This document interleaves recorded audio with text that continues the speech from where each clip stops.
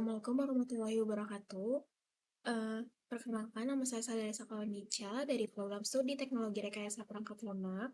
Di sini saya akan mempresentasikan proyek UAS saya, yaitu proyek UAS Data Mining, analisis diagnosis kanker payudara menggunakan metode klasifikasi, perbandingan antara algoritma logistic regression, decision tree, dan random forest. Selanjutnya ada business understanding, latar belakang kanker payudara adalah salah satu jenis kanker yang paling umum dan menjadi penyebab utama kematian akibat kanker pada wanita di seluruh dunia. Deteksi dini ini sangat penting karena semakin cepat kanker terdeteksi, semakin besar peluang kesembuhan pasien. Salah satu cara mendeteksi kanker payudara adalah dengan menganalisis karakteristik sel dari hasil biopsi fine needle aspiration atau FNA yang menghasilkan berbagai fitur numerik seperti radius, tekstur, perimeter, area, smoothness, dan lain-lain dari inti sel. Secara manual, dokter ahli atau patologi perlu menginterpretasikan fitur-fitur ini untuk menentukan apakah tumor bersifat ganas atau bersifat jinak. Proses ini membutuhkan keahlian klinis dan bisa memakan waktu serta berpotensi mengandung unsur subjektivitas. Selanjutnya ada tujuan bisnisnya membantu tenaga medis melakukan screening awal lebih cepat dan konsisten terhadap hasil pemeriksaan sel kanker payudara. Lalu ada membangun model machine learning yang mampu mengklasifikasikan apakah suatu sampel tergolong malignan atau benign berdasarkan fitur-fitur hasil pengukuran sel.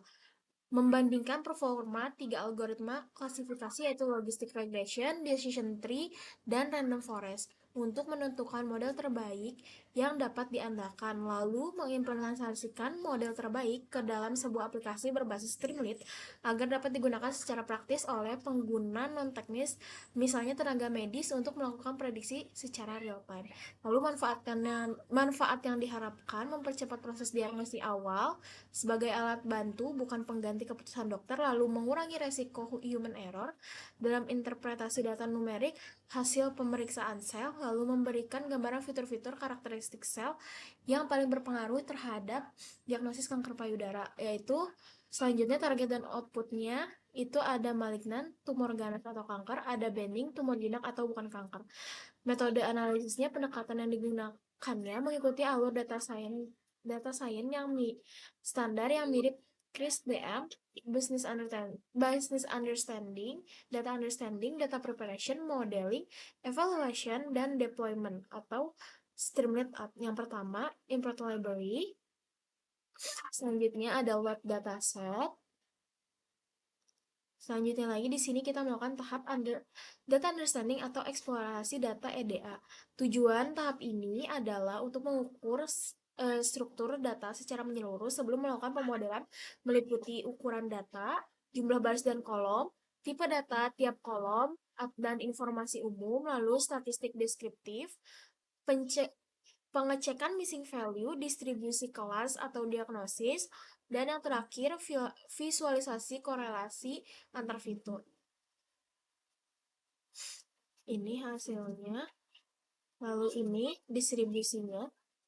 Di sini terlihat ya bahwasannya lebih banyak yang benign atau bisa dibilang tumor jinak atau tidak kanker. Lalu di sini ada korelasi antar fitur. Selanjutnya di sini ada data preparation atau preprocessing. Sebelum masuk ke pemodelan, data perlu dibersihkan dulu, menghapus kolom yang tidak relevan, encoding label target, split data, dan fitur scaling. Ini hapus kolom yang tidak diperlukan dulu. Lalu ada encoding data target, lalu pisahkan fitur X dan target Y.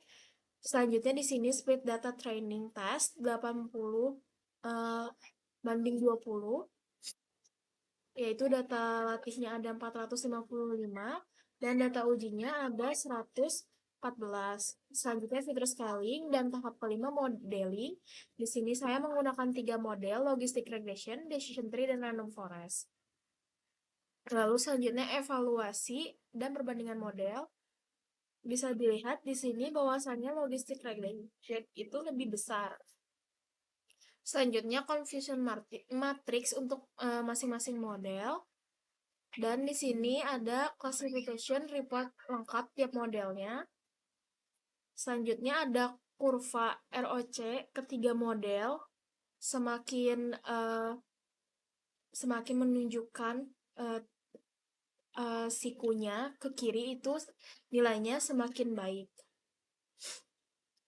Lalu di sini ada fitur importance dari Random Forest, 10 fitur teratas. Selanjutnya pemilihan model terbaik dan menyimpan model. Selesai di sini hasilnya, yaitu model terbaik adalah logistic regression. Selanjutnya di sini saya sudah menyiapkan Streamlit-nya. Di sini saya sudah menginputkan datanya dan hasilnya malignan atau ganas. Dan selanjutnya di sini juga saya ada menginputkan satu lagi data ini dan hasilnya bening atau jinak. Mungkin segitu saja presentasi dari saya. Mohon maaf apabila masih ada kesalahan dan kekurangannya. Terima kasih. Wassalamualaikum warahmatullahi wabarakatuh.